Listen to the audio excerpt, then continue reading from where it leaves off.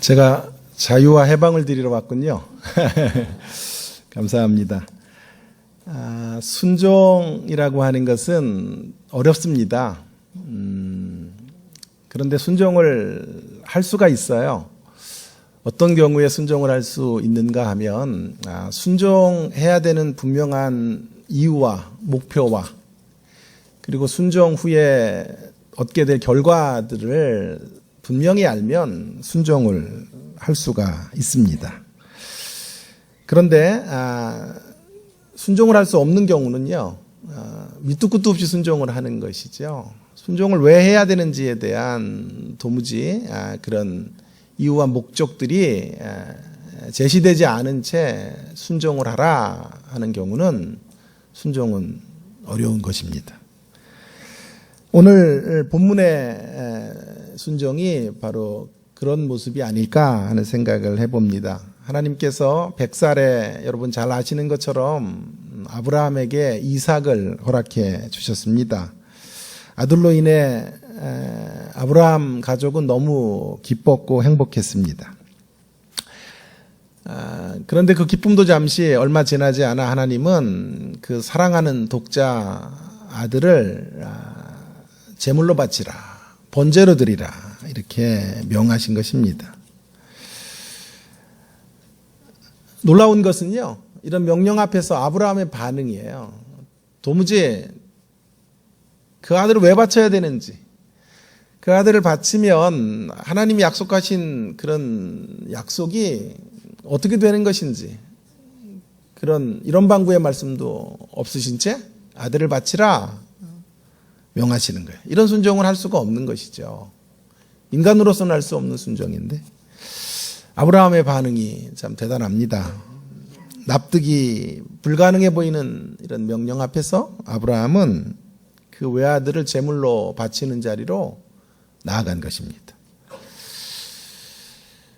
우리의 기대를 뛰어넘는 순종이 펼쳐지고 있는 것이죠.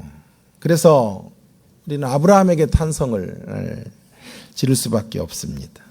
그러나 오늘 저는 아브라함의 믿음이나 아브라함의 순종에 대한 탄성으로 설교를 이끌고 가려는 생각이 추워도 없습니다.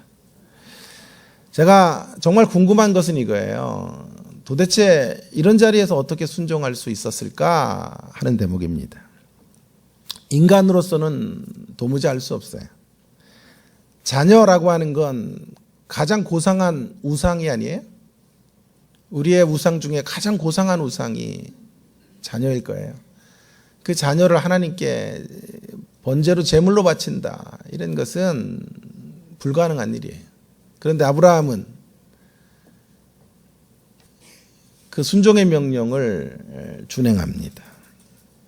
어떻게 가능한 것일까요? 아브라함 예찬을 하면 안 된다고 생각해요. 아브라함의 순종의 자원이 뭔가, 순종의 미천이 궁금해요. 순종의 미천이 없으면 이 순종을 드릴 수가 없는 것이죠. 자원이 고갈되면 이런 순종의 자리로 나갈 수 없는 것이죠. 그래서 아브라함 예찬이 아닌 아브라함의 자원, 순종의 미천, 그 미천이 무엇이었는가 하는 것에 우리의 관심을 좀 집중해 보면 좋겠습니다. 첫 번째, 순종의 미천이 무엇일까요? 순종의 미천은 이것입니다. 하나님의 명령보다 명령하시는 하나님, 그분이 순종의 미천이에요. 순종을 위한 자원은 하나님의 명령이 아니에요. 하나님의 명령보다 명령하시는 하나님이에요. 이게 무슨 말입니까? 아들을 바치라는 명령은 순종할 수 없단 말이에요. 그러나 그 명령 앞에서 순종을 만들 수 있는 길이 하나 있는데, 명령하시는 하나님에 대하여 신뢰를 둘 때 순종의 자리로 나아가게 되는 줄로 믿습니다. 우리 하나님은 명령하실 수 있는 하나님이에요. 명령하시는 하나님은 약속에 신실하신 하나님이십니다. 하나님의 아브라함을 향한 약속은 창세기 12장 1절과 3절에 선명하게 나와 있죠. 아브라함을 복의 수원지로 삼으셔서 복의 근원으로 만드셔서 그를 통하여 열방이 복을 받게 하시려는 하나님의 계획과 하나님의 비전이 아브라함에게 부여되어져 있는 것이죠. 하나님은 그 목적을 위해 아브라함을 부르셨고 아브라함을 이끌어 오셨습니다. 그 과정에서 22장에 이를 때까지 12장에서 22장에 이를 때까지 하나님은 아브라함에게 한 번도 아브라함을 실망시킨 적이 없으세요. 한치의 오차도 없이 아브라함의 생애를 인도해 주셨습니다. 다음 없는 성실함으로 아브라함의 길을 지도해 주셨습니다. 하나님께서 아브라함을 마침내 22장의 믿음의 정상에 이르게 하신 것이죠. 기나긴 하나님의 신실한 인도하심의 절정으로 아들을 요구하고 있는 것입니다. 그 전에 명하는 게 아니에요. 12장에서 아들을 달라고 하시는 게 아니에요. 13장에서 아들을 달라고 그러는 게 아니에요. 14장에서 아들을 달라고 그러는 것도 아니에요. 22장까지 가야 되나요? 아멘 하면 끝나는 건데, 자, 15장에서 아들을 내놓으라 말씀하시는 게 아니에요. 16장에서 말씀하시는 것도 아니에요. 자, 아멘 좀 저쪽에 좀 해보세요. 자,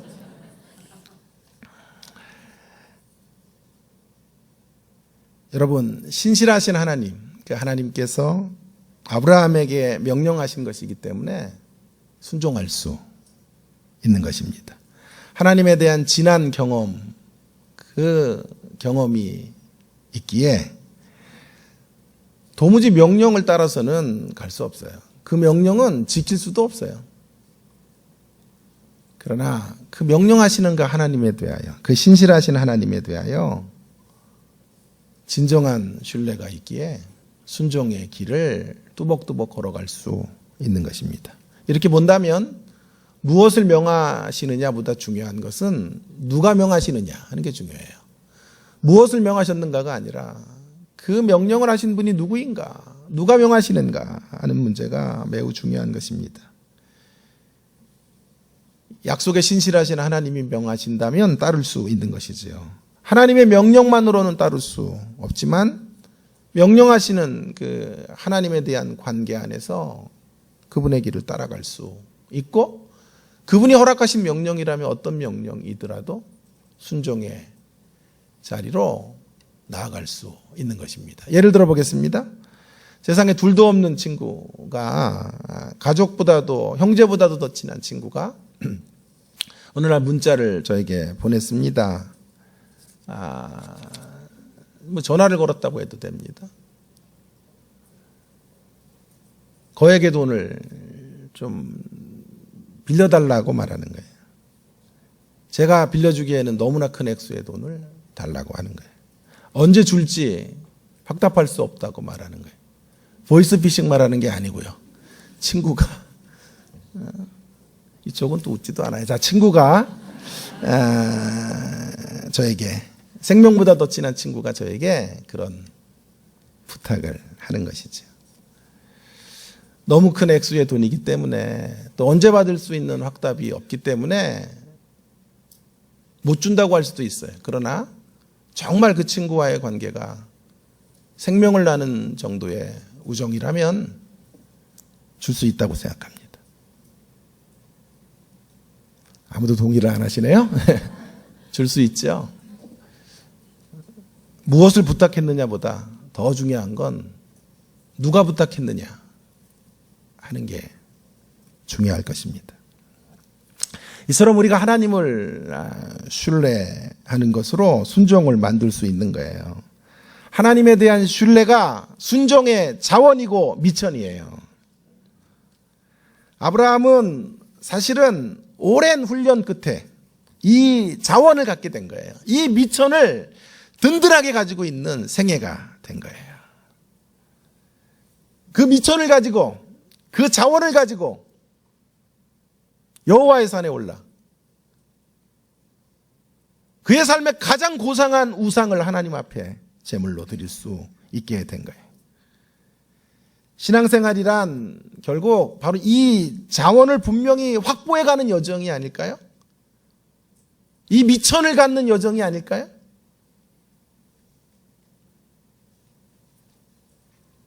아브라함은 처음부터 이렇게 신실했던 사람이 아니었어요. 대표적인 예를 하나 들어볼까요? 12장 10절, 20절에 보면 아브라함이 흉년이 있으니까 애굽으로 내려갔지요. 부인이 너무나 이뻤어요. 크게 이뻤어요. 그래서 어쩌면 왕에게 빼앗길 수도 있겠다 생각이 든 거예요. 그래서 내려가면서 말하는 거예요. 누이 동생이라고 해라.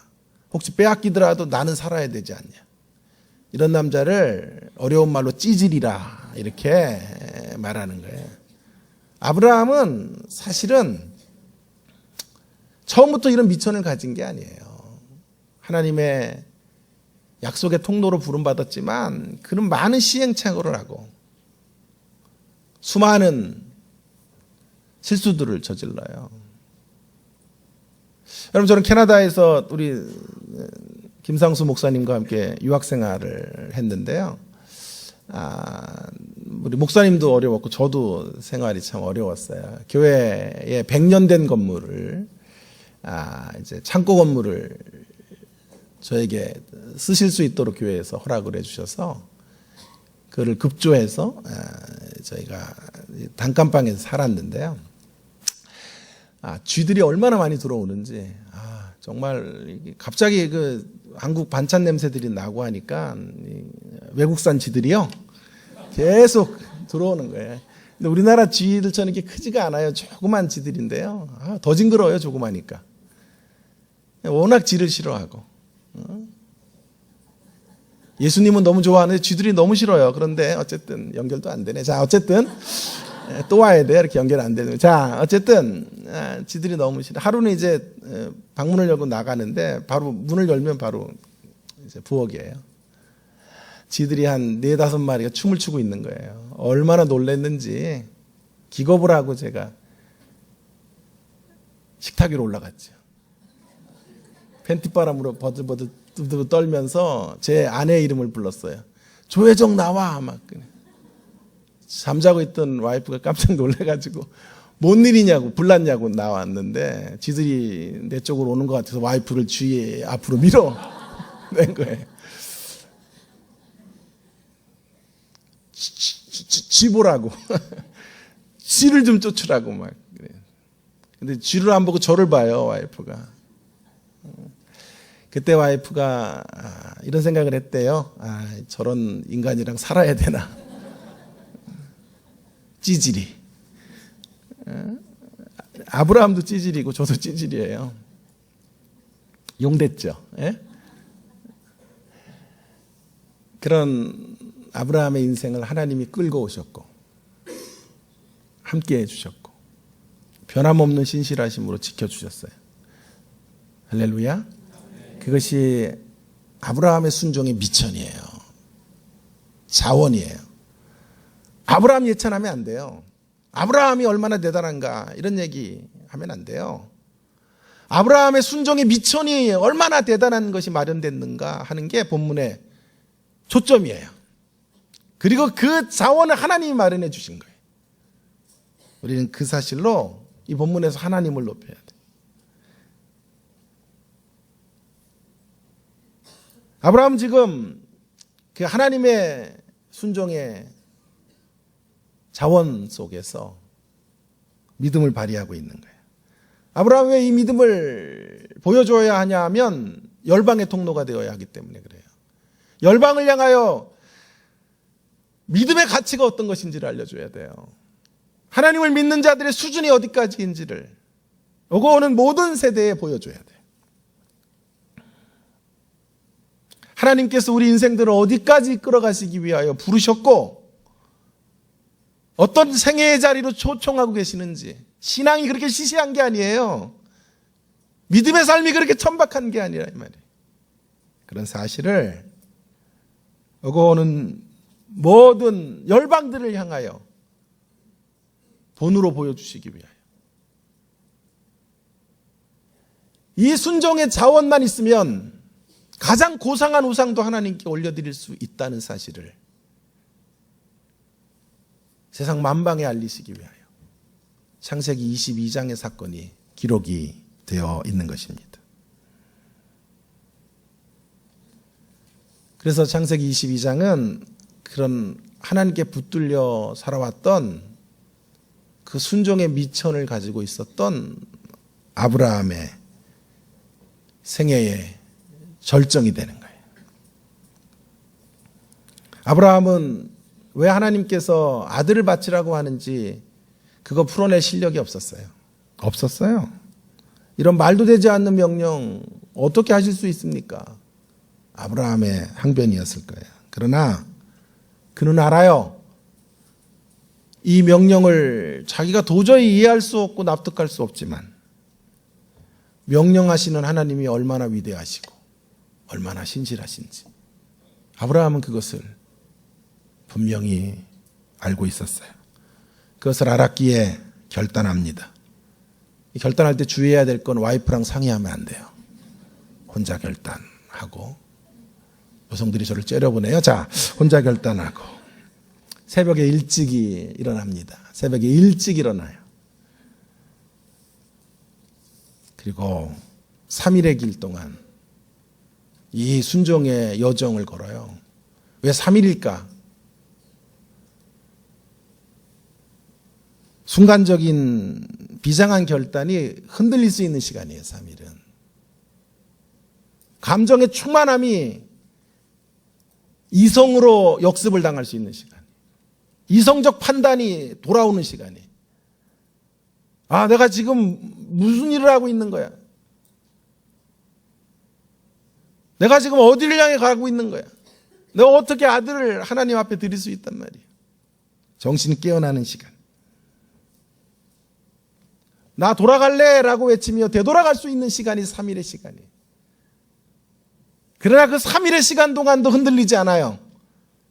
아브라함의 순종의 자원과 미천이 얼마나 튼튼했으면, 얼마나 확실했으면 3일의 시간도 그를 가로막을 수가 없었어요. 마침내 그는 하나님을 신뢰하며 하나님에게 그 아들을 드리며 어떤 형태로든지 하나님께서 새로운 부활의 역사를 이루실 것을 믿으며 모리아산으로 올라와요. 그리고 그 하나님을 다시 바라보며 사랑하는 독자를 제물로 올려드린 것입니다. 다시 강조합니다. 아브라함의 믿음이 대단해서가 아니고요. 아브라함 예찬이나 하라고 쓰여진 본문이 아니고요.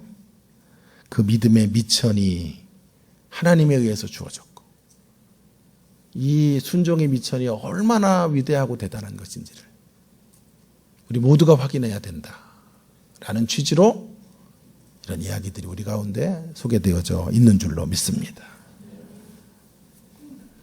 이 믿음의 자원을, 이 믿음의 미천을 여러분의 것으로 소유하시는 대전 온누리 모든 성도님들 되시기를 주의 이름으로 축원합니다. 축원합니다. 여러분, 오늘 하나님은요, 우리에게 이런 직접적인 명령은 안 하세요. 그렇죠? 오늘 뭐 음성으로 아들을 바쳐라. 그렇게 역사하시지 않아요. 그러나 하나님은 오늘도 간접적으로 우리에게 우상을 내려놓으라고 하세요. 하나님은 오늘도 순종을 요구하세요. 어떻게 해요? 말도 안 되는 삶의 자리로 우리를 던져놓으세요. 죄송해요, 이런 표현 써서. 개떡 같은 삶의 현실로 우리를 내몰아 세우세요. 인생의 벼랑 끝으로 우리를 인도해 주세요. 사업이 실패하는 자리로, 뜻하지 않는 암이 찾아오고 시한부 선고를 받는 자리로, 가정이 깨어지고 자녀들이 엇나가는 자리로, 그리고 우리가 꿈꿔왔던 모든 삶의 꿈들이 깨어지는 좌절된 꿈의 자리로 우리를 던져놓으시고, 하나님은 그런 현실에서 살아가라, 살아내라 말씀하세요. 우리 그 명령만 들어서는 못 살아요. 하나님 이러실 수 있어요? 하나님 어떻게 저를 이렇게 대접하실 수 있어요? 제가 하나님을 향해 어떻게 살아왔는지 아시면서, 제가 하나님에게 제 중심을 드린 거 아시면서, 하나님 어떻게 제 삶을 이렇게 피폐하게 만드실 수 있어요? 제 삶의 자리를 이렇게, 삶의 자리에 흥을 깨실 수 있어요? 하나님이 우리를 살아내라고 던져놓은 자리, 정말 살아가기 힘든 자리예요. 갈수록 더 우리의 삶이 척박해져요.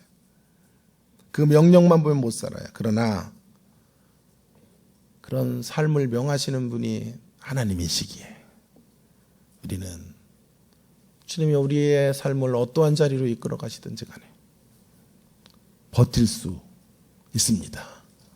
그 자리에서 버텨내셔야 하는 것입니다. 자, 이제 저에게 한 10분여의 시간이 있는데 하나 더 생각해 보려고 그래요. 자, 그렇다면 보다 구체적으로 명령하시는 하나님, 이분은 어떤 분이실까요? 오늘 본문 안에서요. 누구이신가요? 이것이 두 번째 순종의 미천이 되겠습니다. 그럼 오늘 우리가 읽은 본문의 말씀처럼 이 하나님은 여호와 이레의 하나님이세요. 아브라함은 이삭을 죽이러 올라갔지만 이삭을 죽이지 않아도 되었습니다. 대신에 하나님께서 수풀에 준비해 놓으신 양을 제물로 올려드리면 되었어요.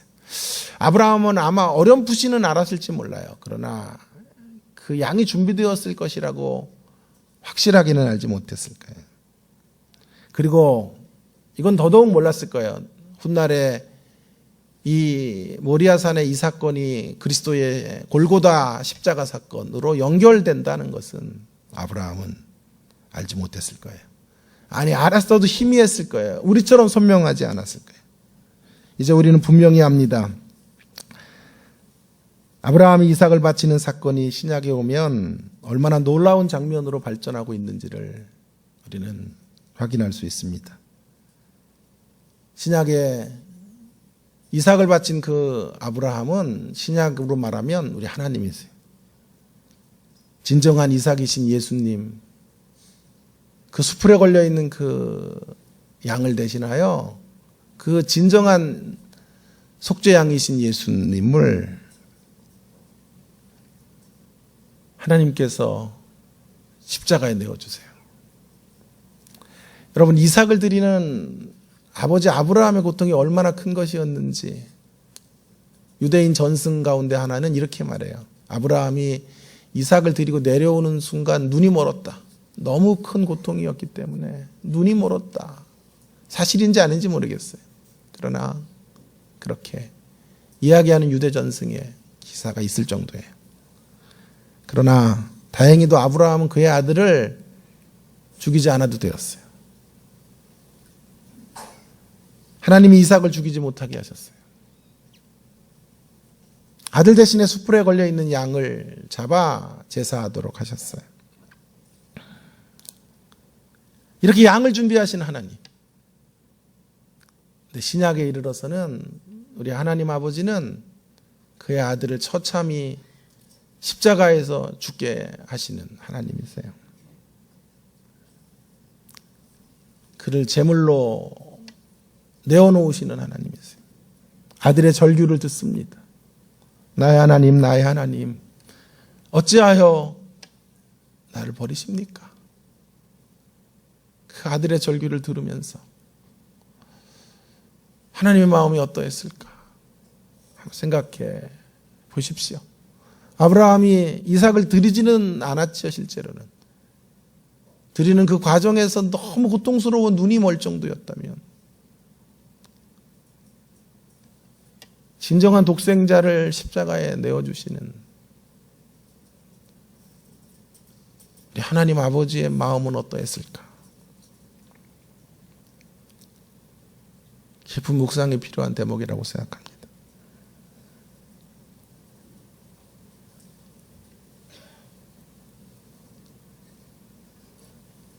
양을 준비하신 하나님, 예수 그리스도를 준비하신 하나님. 다시 강조하고 싶은 것은 이거예요. 우리 하나님은 준비하시는 하나님. 여호와 이레의 하나님이세요. 양을 준비하시고 예수 그리스도를 준비하셨다라고 하는 말씀은 언제나 우리에게 최상의 것들을 예비해 놓으시는 하나님이시다. 믿으십니까? 우리가 감히 상상할 수 없는 것들을 준비해 놓으시고 우리를 순종의 자리로 부르세요.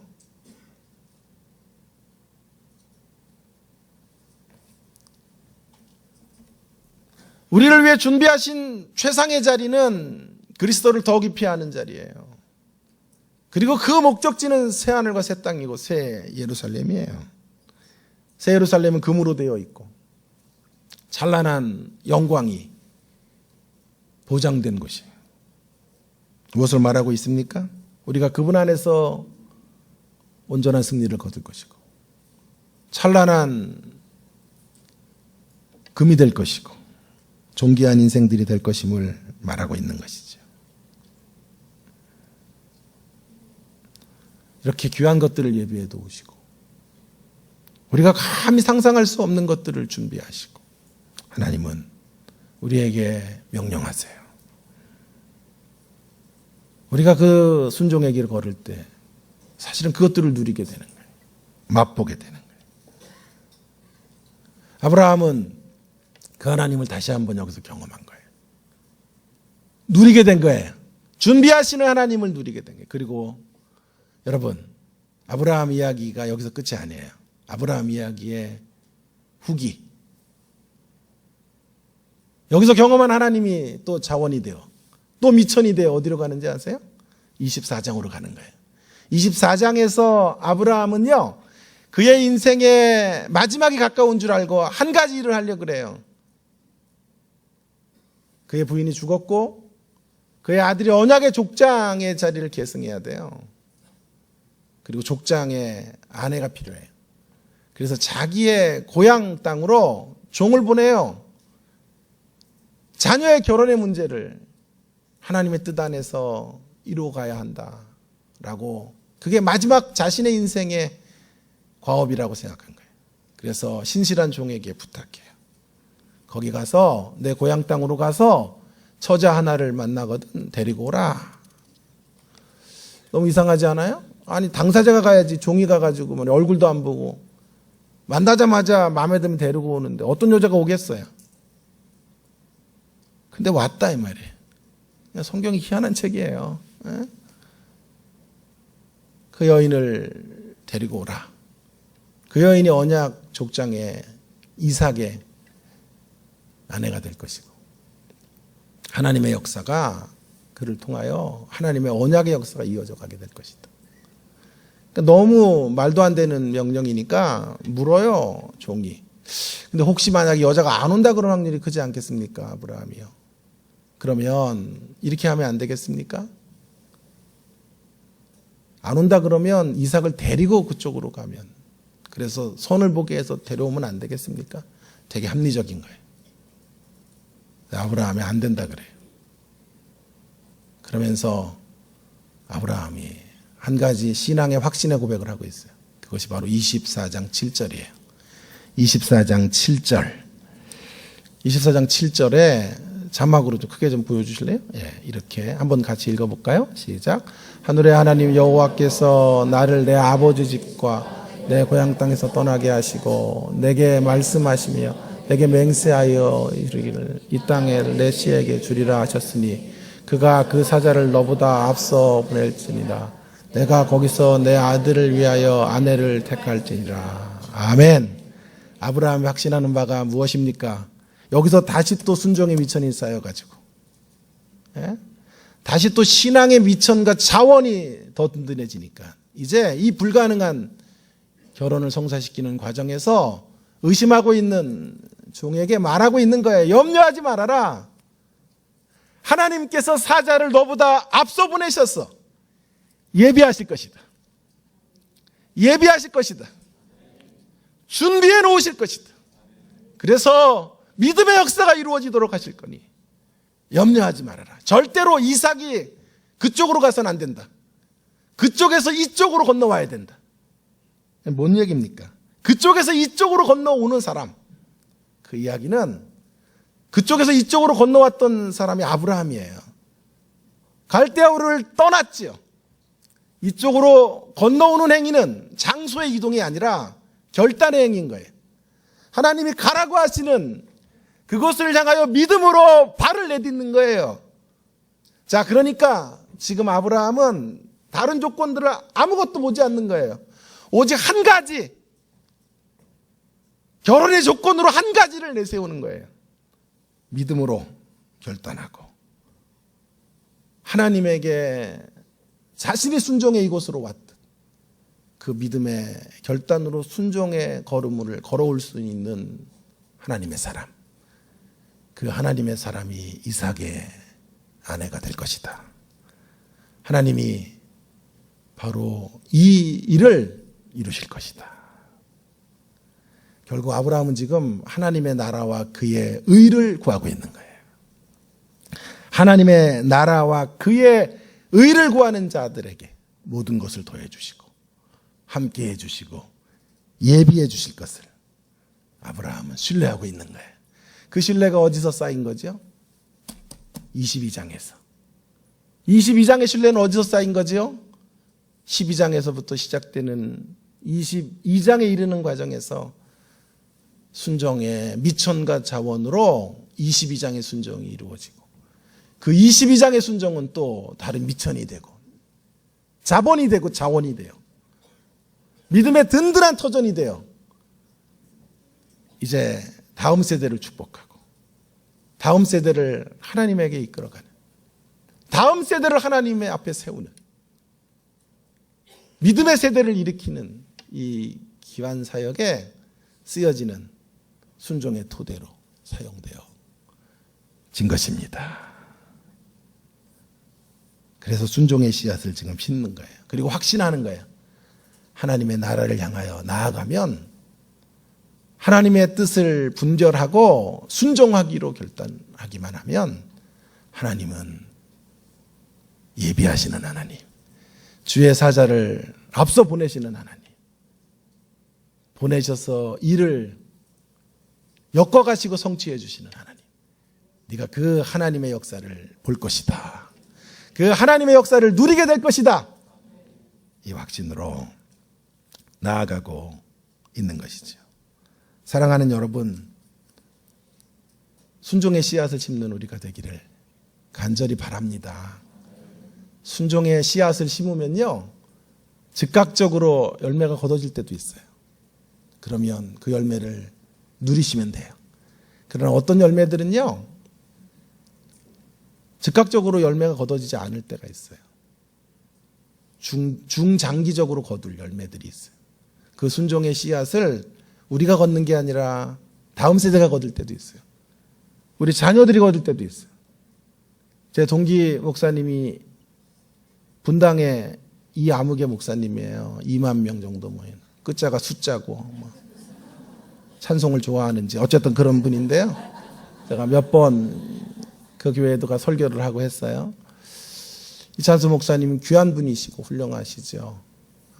이재훈 목사님 1위, 그 다음에 2위 이찬수 이렇게 돼요. 3위 이우재, 4위 김사. 이거 너무 많다. 자, 그런데요, 그분이 귀한 것도 있어요. 그리고 정말 소중한 분인데요. 사실 그것만 있는 게 아니에요. 그분이 늘 등산을 하거나 함께 교제할 때 하는 말이 있어요. 내가 이렇게 복을 받는 이유는 아버지가 뿌려놓은 순종의 씨앗, 내가 거두는 거예요. 아버지가 40일 금식하다 돌아가셨어요. 그래서 방황을 많이 했어요. 하나님 계시다면 어떻게 이루어질 수 있어요, 하나님. 그 하나님 저주하고 하나님 부인하고 살다가 주님 만나서 보통은 외국에서 유학을 하는데 돌아와가지고 MDB를 우리랑 같이 한 거예요. 영어가 좀 안 돼가지고 같이 했죠. 그런데 이런 거 녹음되면 안 되는데, 자, 그런데 지우세요, 이런 거. 자, 귀한 분이에요. 자, 그런데요,